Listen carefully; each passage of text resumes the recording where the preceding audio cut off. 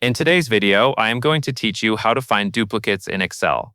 If you want to quickly check whether a certain word, value, or entry appears more than once in your worksheet, Excel gives you a very simple way to do it. This method is useful when you already suspect that a specific word or item may be duplicated, and you want to locate every instance of it in one place. Start by opening your Excel file and going to the worksheet where your data is stored.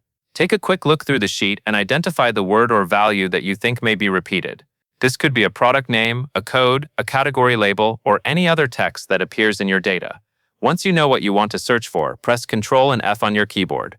This opens the Find tool in Excel. The Find tool is designed to search through your worksheet and help you locate specific content without having to scan every cell manually, which can save a lot of time, especially in larger spreadsheets. In the search box, type the word or value that you suspect is duplicated. Make sure you enter it carefully so the search returns accurate results.